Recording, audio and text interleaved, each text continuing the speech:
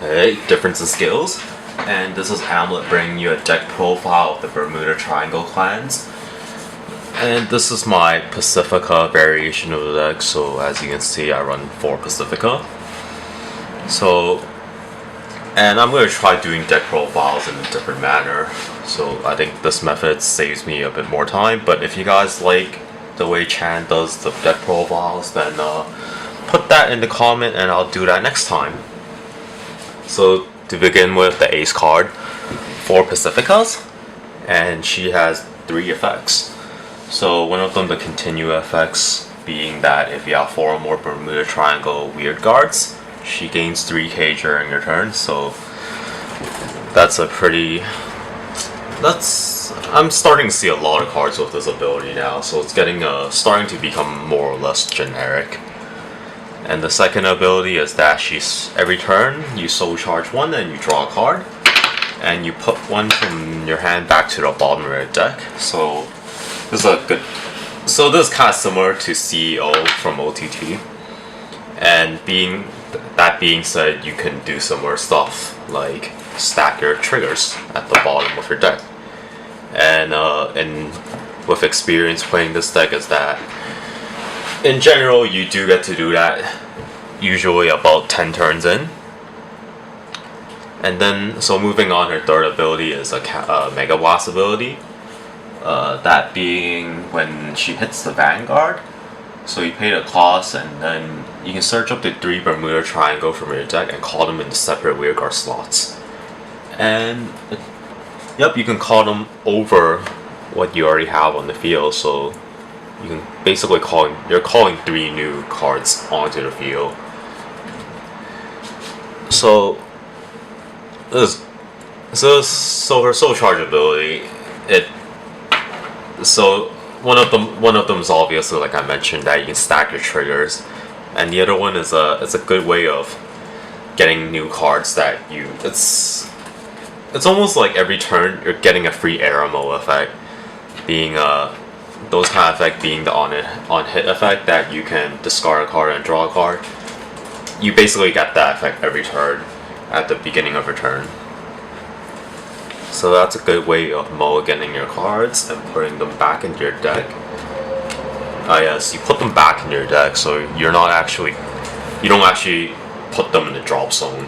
That's one good thing. So the next level 3 is I have 4 Karmis. And her ability is that when she returns back into your hand, you can pay the cost of counterblassting 1, and then you soul charge 1 and you draw a card. So that gives you a +1, which this deck kind of revolves around this type of effect. So this nets you a lot of card advantage. And I'll explain later on when I do a tutorial on how to set up this deck, how you would generally play with this deck. So moving on, the grade 2 is 4 Perla, first of the Pearl sisters, the second one being the grade 1. And her ability is that when she hits the Vanguard, you can Soul Blast 1 and you can bounce a card bounce 1 Bermuda Triangle from the field back in your hand. So you can probably see that right now. This works in conjunction with, you can work these 2 together. So if this hits, you bounce Karmi back in your hand and then you +1.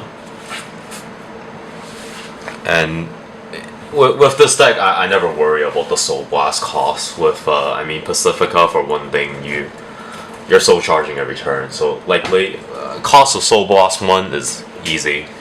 And later on, you'll see that with her, it becomes very easy. So the next level 2 is 4 Aquas, the standard 10k beater. And she came back in booster set 2 actually. And you can actually also get her in the extra booster. So next I have 2 Rios, which is exactly the same as Karmi, and they do exactly the same thing. So 4 perfect guards, 3 turquoise. And her effect is basically, for people who know this card, Forest, back from set 2. And her ability is that when she hits something, a successful hit, you can pay the cost of Soul Blasting 2 and bounce something from the field back in your hand, restricted to Bermuda Triangle, of course. And this is exactly the same thing, except she's in the form of booster, so the unit she's boosting, when the hit is success, you can pay the cost and you can bounce something from the field back in your hand. So these work great with the Rios and the Karmi. This gives extra pressure for your opponent, so they have to be more cautious about blocking. Because if they let this hit by any chance with one of these on the field, you get a +1. So next, the great one is the second Pearl Sister, Purre. Not sure that's how you really pronounce it, but you guys can correct me if I'm wrong. Her ability is when she's called onto the field, you target one Pearl, and she gains the effect of when she hits the Vanguard. In addition to her own effect, you also soul charge one and draw a card. So that gives you a +1 as well. And basically, she soul charges one, basically paying the cost for her. And I think if we take these out of the picture, if we take the Rio and the Karmi out of the picture, then her ability to bounce a card back is really meant for her, because her effect is only active on the turn that you summon her. So if you miss the attack, or if they blocked it, we can't miss it, so obviously they blocked it, then you would have to either call a new prey on the field, or you have to bounce it back with either Turquoise or maybe Pearl again in the later game. And these do stack actually, so you can actually call 3 of them on the field at once and all target one. But that's not a really good idea, because if they block that one attack, then you basically lost 3. You summoned these 3 for not much of a reason. You lose a lot of pressure later on in the game, and she is only a 7k booster, not exactly preferred for your entire back slot role. So next I have 4 of the 8k boosters, pretty standard. I think every deck should contain 4. So going on to the trigger lineup, so 4 heal triggers, 4 draw triggers, and 8 criticals. And I think this is pretty generic actually. I like to use this trigger lineup for almost all my decks, because like Chan, I don't like stat triggers that much, and yeah, that's just my opinion. So the Vanguard starter window, I think that's what she's called. Window. Okay, yeah. Her effect is that so she has the generic effect of when you ride over her, she gets called onto the weird guard slot of your choosing. And then her other ability is that at any point in the game on your turn, you can move this into soul, and you can bounce one Bermuda Triangle card back to your hand. So this card basically guarantees Rio or Karmi effect to trigger at least once in the entire game, and that is very good because it gives you, actually with this it doesn't give you a +1 because you lose this, right? But you wouldn't really want this on the weird guard slot for the rest of the game either, because she doesn't give any other beneficial effect besides letting you able to bounce a card as a back roll. So that's good. You get to activate one of these anytime you want, really, as long as you have either Karmi or Rio on the weird guard slot, then you can use her effect right away. Or alternatively, you can use her effect to bounce a Purre back in your hand and call it again. So this will reactivate her effect. Or if for some people, if they like to do, you can call this first, target her, now bounce this back in your hand and call it again, and then now you're stacking the effect. So yep, that's pretty much the introduction to my deck right now, and then I'll explain some things like why do I run. Alright, so first of all, why might you think, so a deck that revolves around these two, why don't I run two more of these? Well, first of all, it's not because I don't have two more. I actually have a bunch of these now. But mainly being that this deck is very weak in terms of defense, being that you only have a 10k Vanguard. Well, for this variation anyway, you only have a 10k Vanguard to work with. So not that great of defense. And at the same time, a lot of on-hit effects, which is in general very hard to pull off. Like for this effect, or for turquoise effect to activate, or Perla, and especially if they try to combo, those effects are it's likely that you might only be able to pull them off once in a game, maybe, and that's depending really, because they are a bit on the low, in terms of power, they are a bit on the low side actually, so very hard to hit.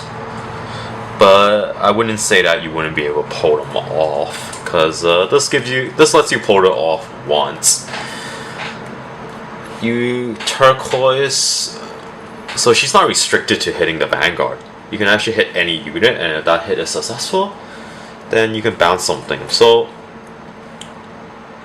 I would say maybe average game 2 to 3 times that you might be able to pull these effects off. So yeah, moving back to my original point of why I only run 2 is that, yeah, because this deck doesn't have a lot of defense. So if I ran 4 of these, then I would only have. So of course I would run with 4 pearls, because a lot of effects. This revolves a lot around the deck too, because even without the combo, I can still bounce a card, right? So I can use it for Rio or Karmi. So if I ran 4 Rios and I took away 2 Aqua, then that would leave my entire grade 2 lineup mostly filled with 9Ks and 8K Vanguards. That leaves you really defenseless for a deck that already has low defense in my opinion, being a 10k Vanguard for a grade 3 as well. And so you really want to take advantage of early game defending. And as Chan or Hero have probably mentioned, early game blocking, very important. It changes the course entirely. I mean, if you're blocking properly, if you're blocking with nicely early game, then grade 3, you can take a hit or 2, it won't hurt you that bad. And this is also the reason why I'm not running these instead, because this is actually a better op. Her effect is that if you have 4 or more weird guards on the field, she gains 3k, so she's 11k. And if you pair that up with any of let's say Prey, 7k booster, that pushes her to 18, which is a very nice number against decks like Cross Ride or even just normal decks. But especially against Cross Ride, 18 is a very nice number, because this forces the 13k Vanguards to drop at least 10k shield, versus hitting for something like 17 or 16 that they only have to drop 5, with the exception of Majesty Lore. So 17 is still a good number, I would say, but I definitely prefer 18 a lot more. It helps with the stack a lot, because it's already a bit low on the power side. So yeah, if I ran Flute and Rios, or if I just ran 4 Flutes straight off instead of running Aquas, that leaves my grade 2 lineup very weak. And if you're playing, if your opponent can take the advantage and rush you down early game, then that's terrifying for this deck. Because you do want to pull off at least 10 turns of this deck too, so you reach your trigger stack. And it's also, yep, I think, okay, so I'll move on to how to set up with this deck, so I'll be right back. Alright, I'm back. So this is a pretty standard setup of the Bermuda Triangle deck, the Pacifica variation. So what I have here is Pacifica as your Vanguard. SP Pacifica makes it all that much better.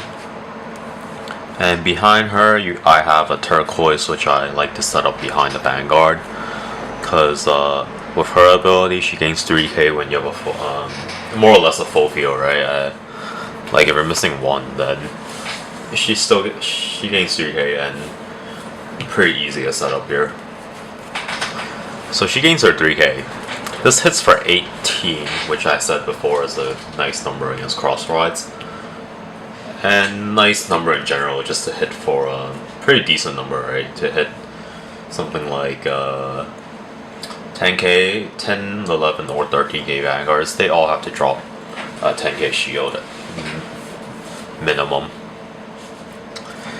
And it could be better. I mean, you could have her behind here, and then this hits for 21, which is a even better number because it forces a lot of Vanguard, forces a lot of players to drop more than 15 now. But then it leaves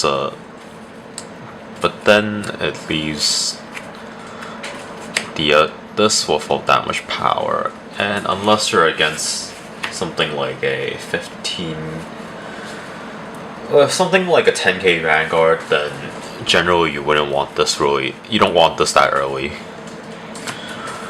So I like to set it up like this. So a Karmi here, the 8k booster, have the Pearl Sisters over here, and this is pretty good. This is a decent setup, and so your attack formation will have to go something like this. Will always have to attack first because of any of these effect launch, then you'll get your +1. But so if you don't do this attack first, you might lose an attack. So that's a downside. So then of course you would like to attack with your Vanguard after, cause so they block maybe like 15. So you need 2 triggers to get through. Oh, that's fine. That's pretty standard, right? You get your trigger, you place it all on Pearl, and so this increases the chance of this hitting. And unfortunately, to use her effect, you have to hit the Vanguard, so you can't just hit a side, unlike turquoise here. Now, another setup that I kind of like is having a second turquoise. I think I showed that a bit earlier. This is only really good against, this is only good against 10k Vanguards really, but this setup here, it places a lot of pressure on your opponent. If they don't want you to +1, they pretty much have to block all 3 of your attacks if you had a setup like this. And it could be good sometimes against maybe 11Ks or even higher attack Vanguards, but generally not really, because they can just block for a measly 5k to block this, and then that you really want them to drop at least 10k here. But one of the upside is that if you have turquoise over here, you don't have to hit the Vanguard to get her effect to launch.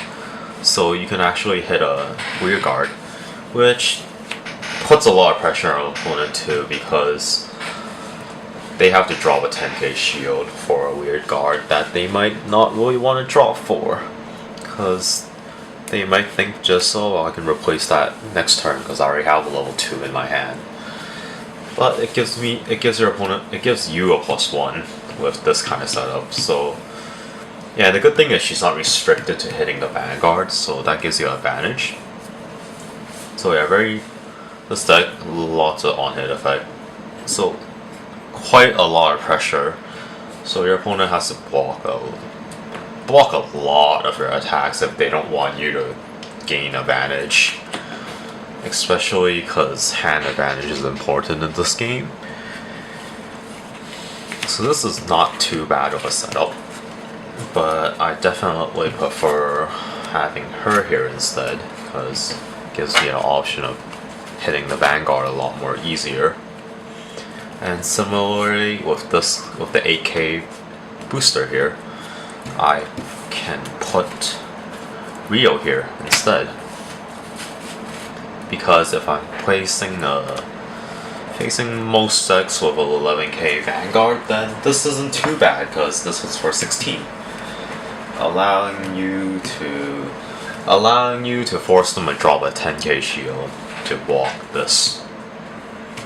And of course, usually the slot with it's either Rio or Kami, they get targeted a lot, because without them, the setup's kind of ruined a little, which is a kind of a downside of this deck, because setup is really crucial.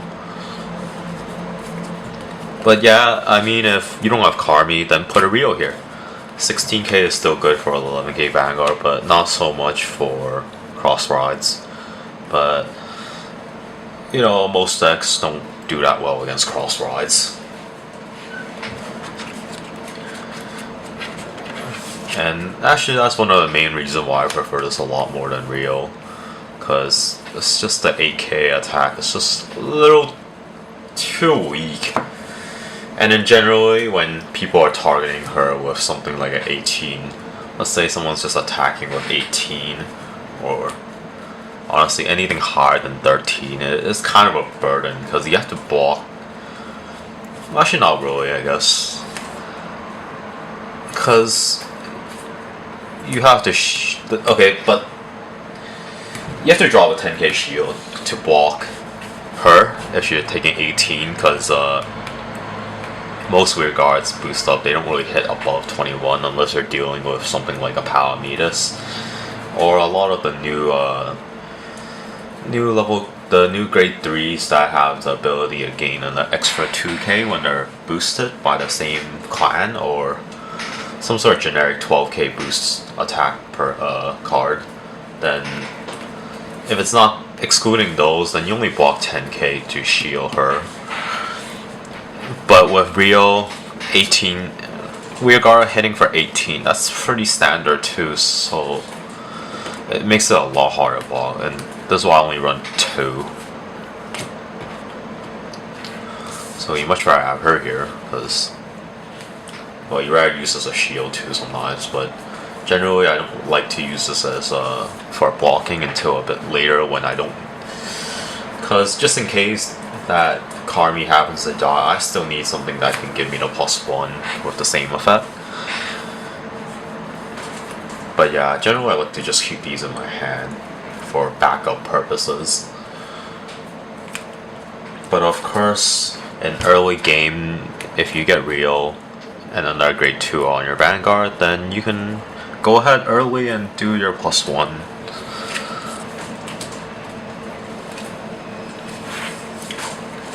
Moving on.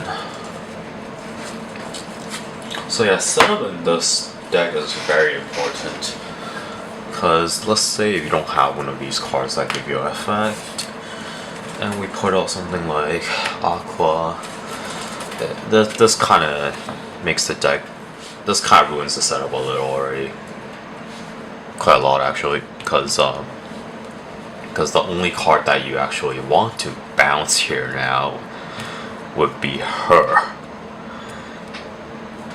But nevertheless, bouncing bouncing is quite a decent effect because if you're ever lacking the hot card advantage, or the hand advantage, you can always bounce a card back to use a shield, but of course you lose a unit on your field.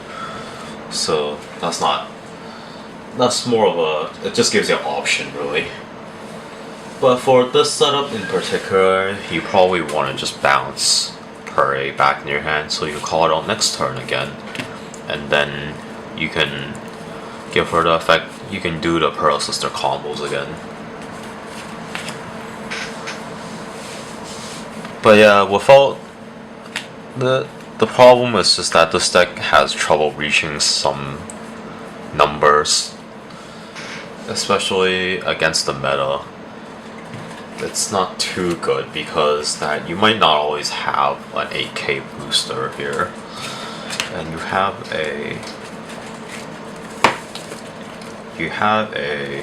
7k.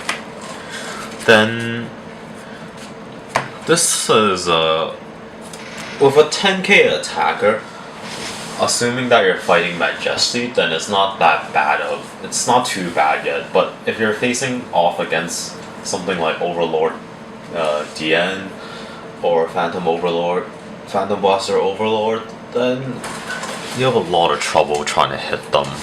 I mean, let alone that if you don't have an 8k booster, then not even talking about on hit effects, it's very hard to hit. And this is why I prefer Turquoise back behind the Vanguard a lot more, because just generally because this hits for 18, that will hit anything.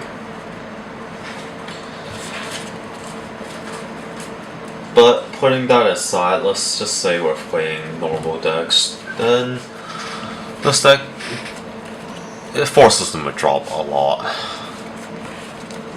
Especially, so I say average of a game, you probably could get about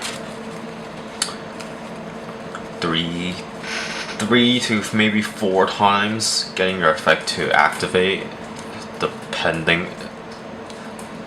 It really depends on how long the game sometimes. I mean, if you're getting beaten up by trigger stackings or trigger luck people, then that's you can't do much about that really.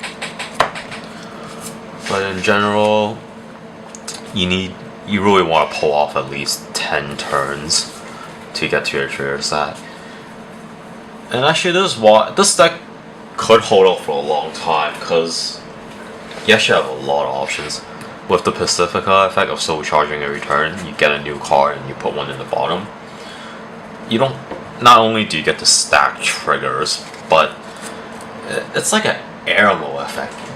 I think I already said this before, but you get an Aramo effect every turn. That means you get to choose one new card in your deck every turn.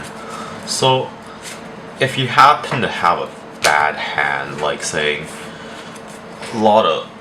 maybe a lot of triggers or a lot of grade 3s or cards you don't need, right? You can just dump those back into the deck. You get a new card regardless every turn anyway. And that lets you fish for a lot of cards. You don't have to be... Of course the downside is that you might not trigger as much because there's always that chance where you soul charge all your triggers. But because you get a new card every turn, getting these are a lot more easier than you think. And like against, especially with Limit Break now, you really need those. Like and to say that because this deck only has a 10k Vanguard. Perfect guards are like saviors, life saviors.